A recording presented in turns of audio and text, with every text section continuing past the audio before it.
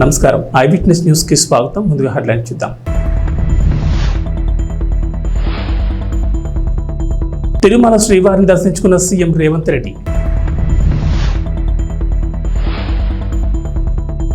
మంత్రి పెద్దిరెడ్డిపై అనుచిత వ్యాఖ్యలు చేస్తే మర్యాదగా ఉండదు, ఆకుల గజేంద్ర ప్రసాద్ హెచ్చరిక.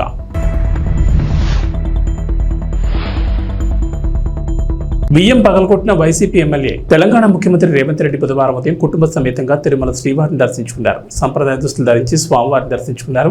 సీఎం హోదాలో శ్రీవారిని రేవంత్ రెడ్డి దర్శించుకోవడం ఇదే తొలిసారి కావడం విశేషం. ముఖ్యమంత్రి కుటుంబ సభ్యులతో కలిసి వైకుంఠం మార్గం ద్వారా శ్రీవారి ఆలయంలోకి ప్రవేశించి శ్రీ వెంకటేశ్వర స్వామివారిని దర్శించుకున్నారు.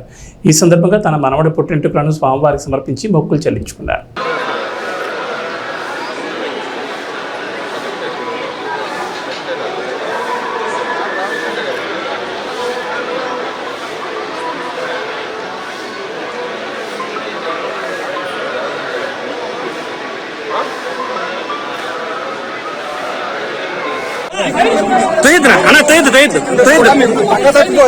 సార్ జరుగుతుంది సార్, వెనక్కి వస్తున్నా ఉన్నాను సార్. సార్ వెనక్కి వచ్చేస్తున్నాం సార్, వెళ్తున్నాం సార్. అయ్యో మీరు వచ్చేస్తున్నారు సార్. సార్ వెళ్తున్నాం సార్, వెళ్తున్నాం. మీరు షేక్ చేయండి సార్ ప్లీజ్ ప్లీజ్. వెనక్కే సార్, వెనక్కే సార్. స్వామివారి భక్తులందరికీ శుభాకాంక్షలు. తెలంగాణ రాష్ట్ర ప్రభుత్వం ఏర్పడిన తర్వాత స్వామివారి దర్శనం చేసుకోవాలని ప్రయత్నం చేసిన ఎన్నికలు, స్థానిక పరిపాలనలో కాస్త సమయం దొరకకపోవడం వల్ల ఈరోజు స్వామివారిని దర్శించుకున్నాం. రెండు రాష్ట్రాల సత్సంబంధాలు కొనసాగాలని, రెండు రాష్ట్రాల అభివృద్ధి పదం వైపు నడవాలని, ఆంధ్రప్రదేశ్లో ఏర్పడబోయే ప్రభుత్వము ఆ రాష్ట్ర ముఖ్యమంత్రితో తెలంగాణ ముఖ్యమంత్రిగా సత్సంబంధాలతో సమస్యలన్నిటిని కూడా పరిష్కరించుకొని కలిసికట్టుగా నడిచి రెండు రాష్ట్రాలు అభివృద్ధి పదం వైపు నడిపించే విధంగా ఒకరికి ఒకరు సహకరించుకొని ముందుకు వెళ్ళాలని ఆకాంక్షించను. అదేవిధంగా తెలంగాణ రాష్ట్ర ప్రభుత్వం తరఫున కొండ మీద ఒక సత్రం నిర్మాణము, కళ్యాణ మండపం నిర్మించి తెలంగాణ నుంచి వచ్చే భక్తులకే కాకుండా దేశం నలుమూలల నుంచి స్వామివారిని సందర్శించుకునే భక్తులందరికీ కూడా సౌకర్యాలు కల్పించడంలో తెలంగాణ రాష్ట్ర ప్రభుత్వం కూడా భాగస్వామ్యం తీసుకోవాలనుకుంటుంది. ఈ ఫలితాల ప్రక్రియ ముగిసిన తర్వాత తప్పకుండా తెలంగాణ రాష్ట్ర ప్రభుత్వం తరఫున సత్ర నిర్మాణానికి అవకాశం ఉంటే కళ్యాణ మండపం నిర్మించి స్వామివారి సేవ కొనసాగించాలని రాష్ట్ర ప్రభుత్వం భావిస్తుంది. తప్పకుండా తొందరలోనే ఆంధ్రప్రదేశ్ ముఖ్యమంత్రిని కలిసి విజ్ఞప్తి చేసి ఇక్కడ స్వామివారి సేవలో తెలంగాణ రాష్ట్ర ప్రభుత్వం కూడా భాగస్వామ్యం తీసుకోవాలని కోరుకుంటున్నాం. కొండ మీద రాజకీయాలు మాట్లాడకూడదు. తప్పకుండా మంచి వాతావరణం ఉంది, వాతావరణం కూడా అనుకూలించింది. గత సంవత్సరం కరువు వచ్చిన, తాగునీటి సమస్య ఉన్న సమస్యలను అధిగమించి మంచి ఋతుపవనాలు, మంచి కాలం అవుతున్నది. వానలు పడాలి, పంటలు పండాలి, రెండు రాష్ట్రాలు సుభిక్షంగా ఉండాలనే మా ఆలోచన. ప్రకృతి కూడా సహకరిస్తుంది. తప్పకుండా పాలకుల మనసులో ఎలాంటి స్వామివారు ఒక ఆలోచన కలిగించి తప్పకుండా ఆ ప్రాంత రైతులకు సహాయం చేసే విధంగా వానలు పడి పంటలు పండుతాయి. మా ప్రభుత్వ కార్యాచరణ కూడా ప్రధానంగా రైతాంగాన్ని ఆదుకొని దేశం యొక్క సంపదను పెంచాలనేది మా ఆలోచన. ఆ విధంగా ముందుకు సాగాలని. ప్రభుత్వ సాంఘిక సంక్షేమ శాఖ గృహాలైన ఎస్సీ ఎస్టీ వసతి గృహాల్లోని విద్యార్థులు సమస్యలతో అల్లాడిపోతున్న మెనూ ప్రకారం భోజనం అందించడం లేదని ఫిర్యాదులు చేసినా కానీ, పత్రికా మాధ్యమాల్లో కథనాలు వెలువడినా కానీ అధికారులు చెల్లడం లేదని జిల్లా యంత్రాంగం పట్టినట్లు వ్యవహరిస్తున్నారని షెడ్యూల్ కులాల పరిరక్షణ సమితి రాష్ట్ర అధ్యక్షులు కాటమాల మండిపడ్డారు. ఈ సందర్భంగా షెడ్యూల్ కులాల హక్కుల పరిరక్షణ సొసైటీ రాష్ట్ర అధ్యక్షుడు కాటమాల చెన్నకేశ్వరరావు మీడియా సమావేశం నిర్వహించారు. ఈ సందర్భంగా మాట్లాడుతూ జిల్లాలోని సాంఘిక సంక్షేమ శాఖ ఎస్సీ వసతి గృహాల్లో ఫిబ్రవరి నెలలో కొనకలమెట్ల మండల పరిధిలోని ఎస్సీ హాస్టల్లో పెద్దారికట్ల ఎస్సీ వసతి గృహాలపై అమలు కాని మెనూ అనే పేరుతో వివిధ దినపత్రికల్లో వర్తక కథనాలు రావడం జరిగిందని, ఈ విషయంపై మార్చి 3వ తేదీన అసోసియేషన్ తరపున ఆ వసతి గృహాలను సందర్శించడం జరిగిందని అన్నారు. పిల్లలకు మెనూ చార్ట్ ప్రకారం మెనూ అందించడం లేదని, వర్కర్స్ కంప్లీట్ అందుబాటులో లేరని, సదరు వసతి గృహాల వార్డెళ్లపై ఎంక్వైరీ జరిపి చర్యలు తీసుకోవాలని కోరుతూ జిల్లా డిప్యూటీ కలెక్టర్కి సాంఘిక సంక్షేమ శాఖ డైరెక్టర్కి ఫిర్యాదులు ఇచ్చినప్పటికీ ఫలితం శూన్యమని, డిప్యూటీ డైరెక్టర్ వారితో లాలుచిపడి ఈనాటికి చర్యలు తీసుకోలేదని అన్నారు. వీరిపై వెంటనే చర్యలు తీసుకుని సమస్యలు పరిష్కరించకపోతే త్వరలో ఆందోళన చేపడతామని అన్నారు.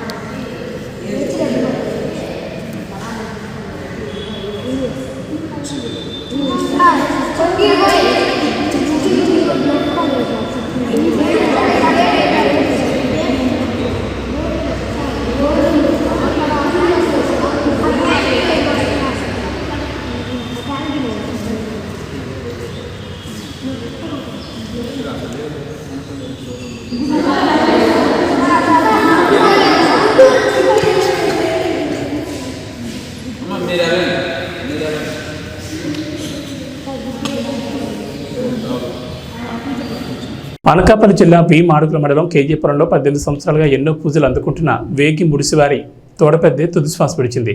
గత 2 రోజుల నుంచి అనారోగ్యంతో బాధపడుతూ ఎన్నో చికిత్సలు చేసినా ఫలితం లేకపోయింది. విషయం తెలుసుకున్న గ్రామస్తులు వందలాది మంది అక్కడికి చేరుకుని కన్నీటి సంద్రంలో మునిగిపోయారు. ఘనంగా ఊరేగిస్తూ కన్నీటితో వీడ్కోలు పలికారు.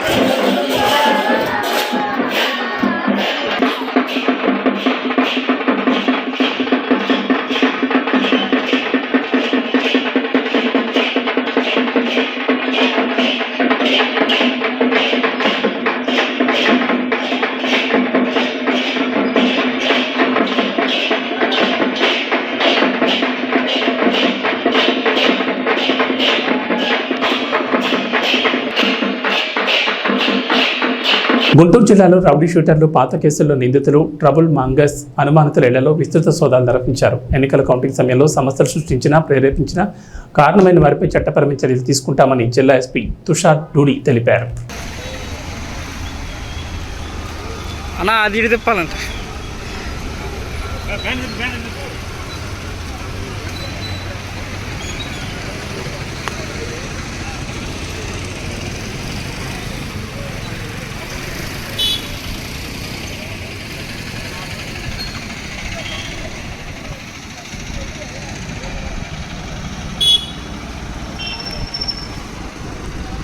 Okay sir.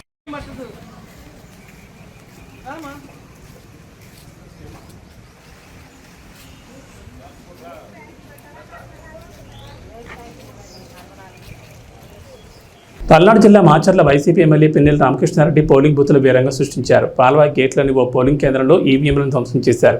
దానికి సంబంధించిన సీసీ ఫుటేజ్ ఆలస్యంగా బయటకు వచ్చింది. దీంతో ఆయనపై చర్యలు తీసుకోవాలని విపక్షాలు డిమాండ్ చేస్తున్నాయి.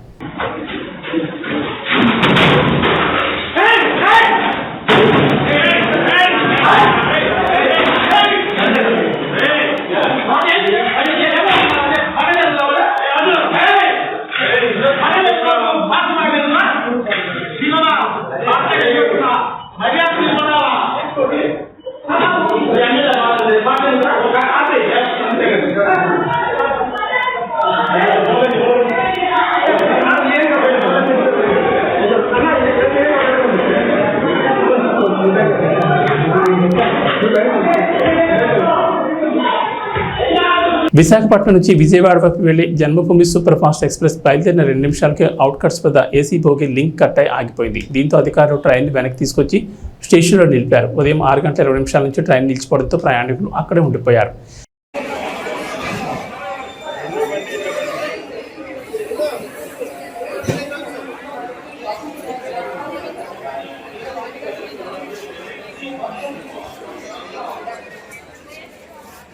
ఎటువంటి అనుమతులు లేకుండానే యాజమాన్యం శ్రీ చైతన్య స్కూల్ను ప్రారంభించింది. దాదాపు 160 మంది విద్యార్థుల తల్లిదండ్రుల నుంచి అడ్మిషన్స్ పేరిట డబ్బులు వసూలు చేశారు. 6వ తరగతి నుండి 10వ తరగతి వరకు అడ్మిషన్ నిర్వహించారు. కనీస ఫీజు ఈ విద్యా సంవత్సరానికి 1,30,000 రూపాయలు వసూలు చేశారు. శ్రీ చైతన్య స్కూల్ వ్యవహారంపై కుత్బుల్లాపూర్ విద్యాశాఖ మండలాధికారి వసంతకుమారి సీరియస్ అయ్యారు. అంతేకాకుండా స్కూల్ను సీజ్ చేశారు.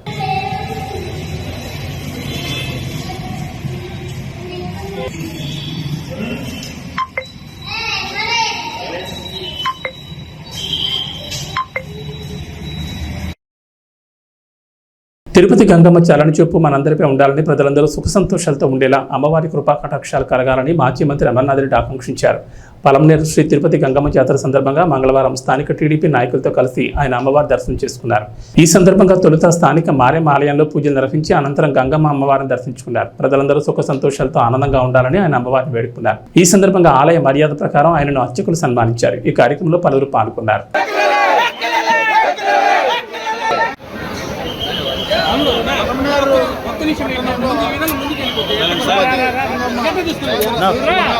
సైలెంట్ గా ఉండాలి.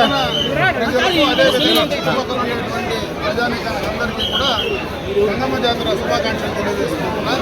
అమ్మవారి జాతర ఎప్పుడూ కూడా రంగరంగ వైభవంగా కూడా ఇక్కడ జరగడం అందరికీ తెలుసు. అయితే ఎన్నికల కోడ్ వల్ల కొంత లేట్ అయినా కూడా ఈరోజు అమ్మవారి జాతర పట్టణంలో కూడా జరిపించే కార్యక్రమాన్ని ఇక్కడ పట్టణ పెద్దలందరూ కూడా చేయడం జరిగింది. అదేవిధంగా అమ్మవారి జాతర సందర్భంగా ఇక్కడ ఉన్నటువంటి ప్రజానికం మొత్తం కూడా సుఖ సంతోషాలతో మంచి ఆయుష్ ఆరోగ్యంతో ఉండాలని చెప్పి మనస్ఫూర్తిగా కూడా అమ్మవారిని ప్రార్థించుకోవడం జరిగింది.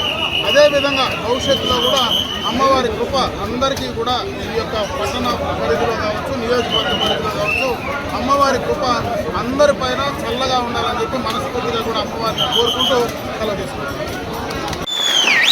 నేనైతే ఒకటే మీకు చెప్పదలుచుకున్నా, ఇది సందర్భం కాదేమో, చెప్పాలని అవసరం లేదు నాకు తెలియదు, కానీ మీరు పడిన కష్టానికి, మీరు జరిగిన నష్టానికి ఖచ్చితంగా ఫలితము ఎవరి వల్ల అయితే మనకు నష్టం జరిగిందో, కష్టం జరిగిందో అది తిరిగి అయితే ఇవ్వాల్సిందే తప్పదు.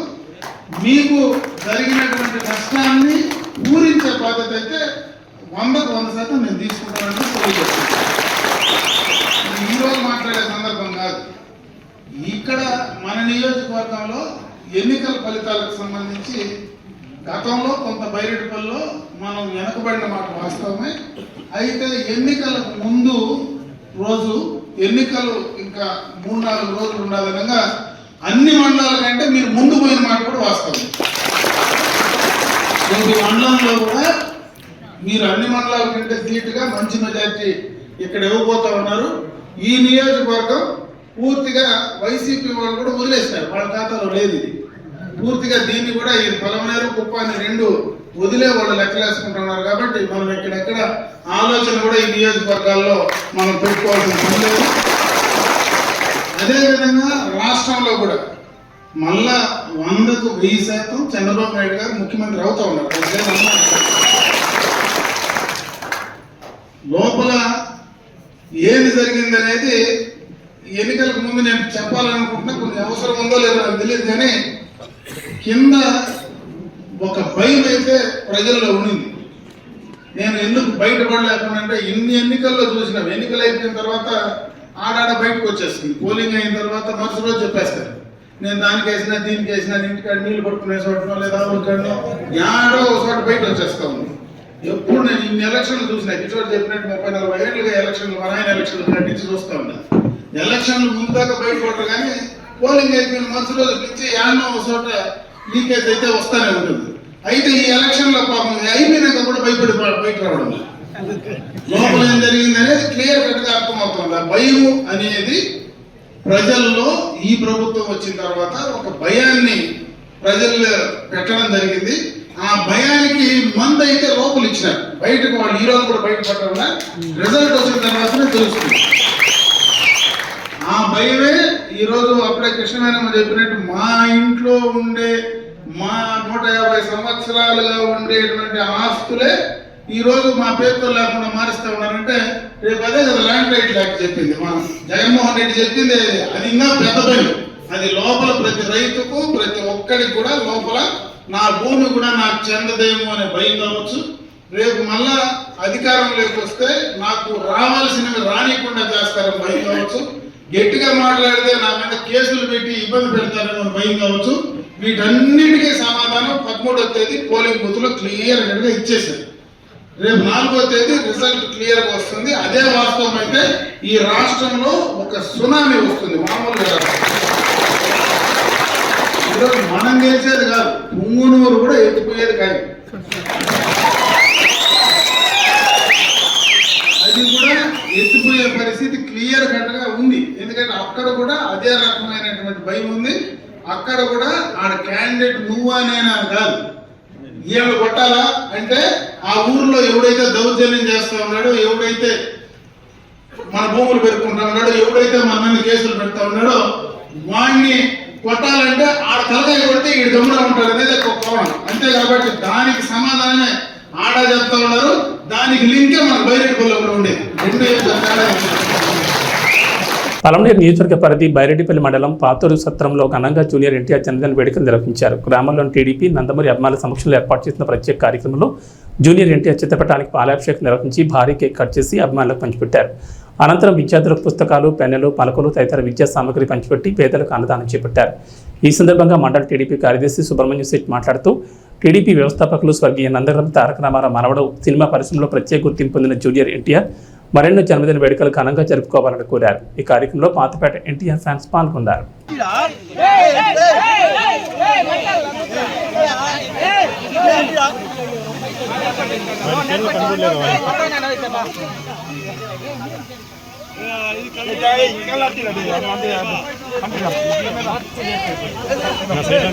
ఆంధ్రప్రదేశ్లో ఎలక్షన్ సిద్ధం కొనసాగుతూనే ఉంది. కౌంటింగ్ సమీపిస్తున్న వేళ నువ్వా నేనా అనే పోటీ కంటే తప్పొప్పులపైన ఒకరినొకరు అంతర్గత యుద్ధం చేస్తూనే ఉన్నారు. ఈ క్రమంలో భాగంగా మంత్రి పెద్దిరెడ్డి రామచంద్రారెడ్డికి సంబంధించిన వార్త గత 2 రోజులుగా హాట్ టాపిక్ అయింది. వైసీపీ ఓడిపోతుందని ముందుగా గ్రహించి మంత్రికి సంబంధించిన వజ్రాలు, డబ్బులను ఇతర దేశాలకు ఎగుమతులు చేస్తున్నట్లు వస్తున్న వార్తపై వైసీపీ రాష్ట్ర సంయుక్త కార్యదర్శి ఆకుల గజేంద్ర ప్రసాద్ పలమనేరులో ఉన్న వైసీపీ కార్యాలయం నందు మీడియా సమావేశంలో స్పందించారు. ఆయన మాట్లాడుతూ ఓటమి భయంతో కూటమి తన గాడ్ ఫాదర్ పెద్దిరెడ్డి రామచంద్రారెడ్డిపై తప్పుడు సమాచారాలు ఇస్తూ వ్యక్తిగత దుష్ప్రచారం చేస్తున్నారన్నారు. అంతేగాని ఆయన గురించి మాట్లాడే అర్హత ఎవరికీ లేదని ఘాటుగా స్పందించారు. ఓటమి భయంతో ఇటలీకి వెళ్లిన చంద్రబాబు నాయుడు తిరిగి వచ్చే పరిస్థితి లేదని తెలిపారు. ఇంకోసారి తన గాడ్ ఫాదర్ గురించి ఎవరైనా మాట్లాడితే మర్యాదగా ఉండదని ఆయన కూటమి నాయకులకు ఘాటుగా హెచ్చరించారు. మీరు వైసీపీ రాష్ట్ర సంయుక్త కార్యదర్శిగా ఉన్నారు. ఇంకోటి ఏమంటే మీరు వైసీపీకి సంబంధించి పూర్తి స్థాయిలో బాధ్యత తీసుకుని పలమనేరు లాబీస్ పెట్టుకుని ఉన్నారు. చాలాసార్లు దీనికి సంబంధించి మీ గాడ్ ఫాదర్గా పెద్దిరెడ్డి గురించి కూడా మీకు చెప్పడం జరిగింది కొన్ని దాంట్లో. ఇప్పుడు 2-3 రోజుల నుంచి పెద్దిరెడ్డికి సంబంధించి పూర్తి వజ్రాలు, డబ్బులు అంతా బయట దేశాలు తరలి చేసి వెళ్ళిపోతున్నారని చెప్పి తెలిసింది. సో దీనిపైన మీడియా వాళ్ళంతా మీ దగ్గరికి వచ్చేసి దీంట్లో వాస్తవం ఎంత తెలుసుకోవడానికి రావడం జరిగింది. సో దీంట్లో వాస్తవం ఎంత ఉందంటారు? మొదటగా మీరందరూ మీడియా వాళ్ళందరూ నా పైన ప్రేమతో, గౌరవంతో నాకు సర్వస్వమైన గాడ్ ఫాదర్ పెద్దిరెడ్డి రామచంద్ర శిష్యుడు ఆకుల గజేంద్ర అని నమ్మి మీరు నా దగ్గరికి వచ్చిన దానికి మొదట మీ అందరికి కూడా సవినయంగా, వినయంగా, మనస్ఫూర్తిగా కృతజ్ఞతలు, ధన్యవాదాలు తెలుపుకుంటున్నా. మీరు మంచి సమయంలో నా దగ్గరికి రావడం జరిగింది. నేనే మిమ్మల్ని పిలిపించి మీతో మాట్లాడాలనుకుంటే ఆ సందర్భంలో మీరందరూ రావడం నా అదృష్టంగా భావిస్తున్నా. నేను ఇంతకుముందు ఒక మాట చెప్తా. స్టార్టింగ్ మా నాయకుడు జగన్మోహన్ రెడ్డి గారు లండన్కి వెళ్తామంటే అప్పుడు లండన్కి వెళ్ళిపోతాడు, ఇంక ఇండియాకి రాడు, ఇది ఇక్కడ నుంచి ఇంకో ఫ్లైట్ పోతా ఉంది, దాంట్లో డబ్బు పోయింది, డాలర్స్ పోయినాయి, డైమండ్స్ పోయినాయి అని ఏదో రకరకాల ఇదిగా మా పైన నింద పోసినారు వేరే పార్టీ వాళ్ళందరూ కలిపి. ఇప్పుడేమో అంటే నా గాడ్ ఫాదర్ పైన పడినారు.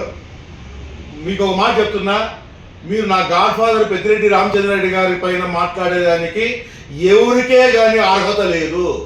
కారణం ఏమనంటే మీరందరూ కూడా రాజకీయాలు నమ్ముకొని ప్రజలను మోసం చేసి పైకి వచ్చిన వ్యక్తులు మీరు. కానీ నా గాడ్ ఫాదర్ పెద్దిరెడ్డి రామచంద్రారెడ్డి గారు ఒక సామాన్యమైన రైతు కుటుంబంలో పుట్టి ఎస్వి యూనివర్సిటీలో నుంచి చదివి అప్పటి నుంచి కూడా ఒక నాయకుడిగా తనకంటూ ఒక ప్రత్యేక స్థానం సంపాదించుకుంటూ కార్యకర్తతో ప్రతి ఒక్క నాయకులతో కలుస్తానే ఉన్నారు మా గాడ్ ఫాదర్ పెద్దిరెడ్డి రామచంద్రారెడ్డి గారు.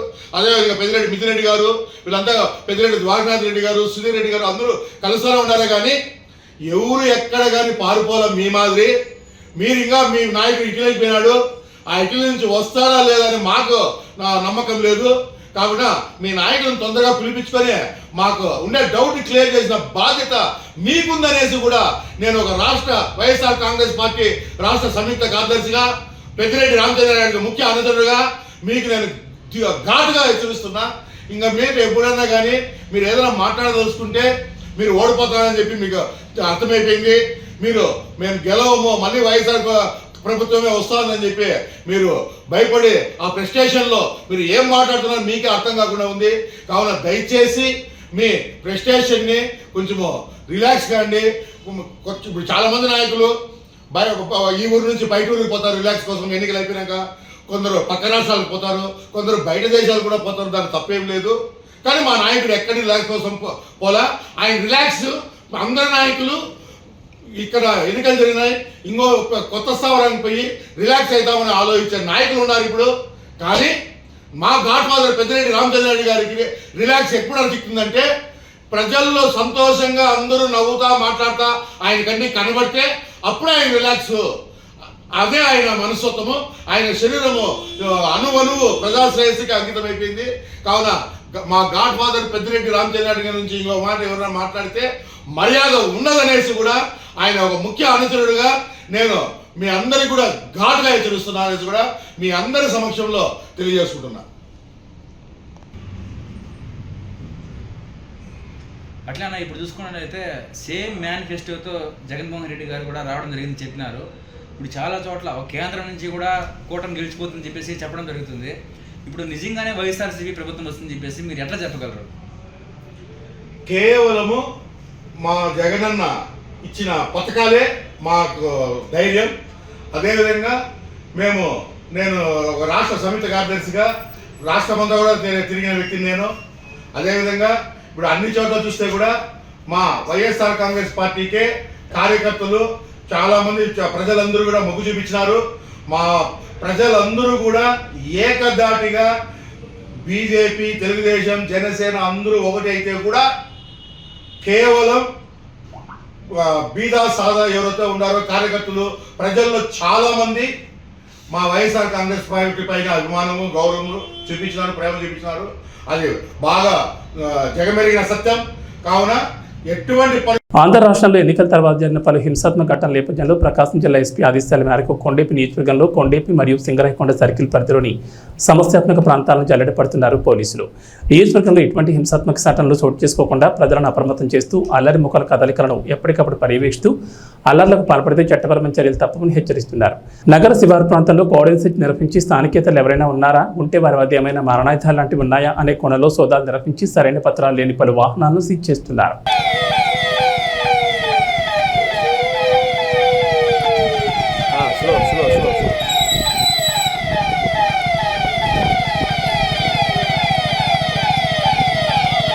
విషయం ఎందుకు వచ్చామంటే ఇప్పుడు ఎలక్షన్స్ అయిపోయినాయి, కానీ రిజల్ట్ వెయిటింగ్ మనందరం. అవునా? ఫలితాల కోసం వెయిట్ చేస్తూ ఉన్నాం. ఆ ఫలితాల రోజు కొంతమంది బాధపడవచ్చు, కొంతమంది ఆనందపడవచ్చు. ఈ ఆనందంలో కానీ బాధలో కానీ ఎలాంటి చిన్న చిన్న మిస్టేక్ కూడా చేయకూడదని చెప్పడానికి వచ్చాం. అర్థమైందా? ఆనందంలో కానీ బాధలో కానీ ఎలాంటి చిన్న చిన్న మిస్టేక్లు చేస్తే మీకు జరిగే పరిణామాలు ఎలా ఉంటాయని చెప్పడానికే వచ్చాం అన్నమాట.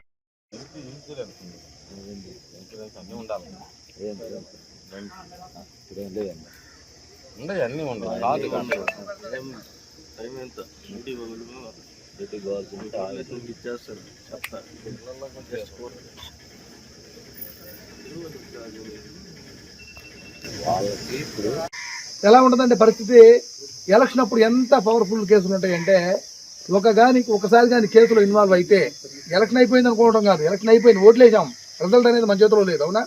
రిజల్ట్ ఎవరైనా రావచ్చు, కొంతమంది ఆనందపడవచ్చు, కొంతమంది బాధపడవచ్చు. కానీ ఆనందాన్ని బాధను రెండింటిని వ్యక్తం చేయకూడదు ఇక్కడ. అంటే మన ప్రశాంతంగా ఉండాలి, ఎలాంటి క్రాకర్స్ కాల్చడం కానీ, ఈ ఆనందంలో ఎదురోళ్ళ మీద ఛాలెంజ్ చేయడం కానీ, ఇళ్ళ బయటకు వెళ్ళడం కానీ ఇలాంటి ఎట్టి పరిస్థితులు చేయొద్దు. అందరూ ప్రశాంతంగా ఉండండి, 2 రోజులు సంయమనం పాటించండి. ఓకేనా? అందరూ కూడా సహకరించండి. ఎలాంటి కేసుల్లో కూడా ఎట్టి పరిస్థితుల్లో కూడా ఇన్వాల్వ్ కావద్దు. ఎందుకంటే ఒకసారి కానీ ఒక కేసులో ఇన్వాల్వ్ అయ్యారంటే లైఫ్ లాంగ్ మనం బతికున్నంత కాలం కూడా ఏ ఎలక్షన్స్ వచ్చినప్పటికీ కూడా ఏమైంది, వెళ్ళి ఆ పోలీస్ స్టేషన్లో కూర్చోవడం, లేకపోతే మీ మీద పెద్ద పెద్ద కేసులు నమోదు చేయడం, తర్వాత మిమ్మల్ని బైండ్ ఓవర్ చేయడం, మీ మీద రౌడీ షీట్లు ఓపెన్ చేయడం. తో పాటు ఏమైంది, ఆల్మోస్ట్ మీ పిల్లలు ఎవరో కొంతమంది బయట ఉద్యోగాలు చేసుకుంటుంటారు ఫారెన్లోనే ఎక్కడో చోట, వాళ్ళతో పాటు వాళ్ళు చూడడానికి మీరు వెళ్ళలేరు. మీకు ఎందుకంటే పాస్పోర్ట్లు రావు, వీసాలు రావు, ఎందుకంటే కేసులు ఉన్నాయి కదా. అవునా? అదేవిధంగా అట్లా కాకుండా మీరు చదువుకునే పిల్లలు ఉండొచ్చు, ఉన్నప్పటికీ కూడా సరే గవర్నమెంట్ జాబ్ పక్కన పెడితే ప్రైవేట్ జాబ్లో కూడా ఇప్పుడు ఏమవుతుంది, ప్రతి జాబ్కి కూడా ఎంక్వైరీ అడుగుతున్నారు. అవునా? ప్రతి జాబ్ కూడా ఏమవుతున్నారు, కంపల్సరీగా పోలీస్ ఎంక్వైరీ అడుగుతుంది. జాబ్లో జాయిన్ అయిన తర్వాత 1 నెలకు 15 రోజులకు వస్తుంది పోలీసు వాళ్ళకి, ఎస్పీ ఆఫీస్కి వస్తుంది, ఈ అబ్బాయి మీద కేసులు ఏమైనా ఉన్నాయా అని చెప్పేసి. కేసు ఒకవేళ క్లోజ్ అయినప్పటికీ కూడా పలానా కేసులు ఇన్వాల్వ్ అయ్యని చెప్తే జాబులు ఇచ్చే పరిస్థితి లేదు. అందువల్ల ఎట్టి పరిస్థితుల్లో కూడా ఎలాంటి చిన్న కేసులో కూడా ఇన్వాల్వ్ కావద్దు. మీతో పాటు ఏం చేయాలి, చుట్టుపక్కల ఉన్నందరూ కూడా చెప్పండి. ఈ బులెటిన్ విశేషాలు. నమస్కారం.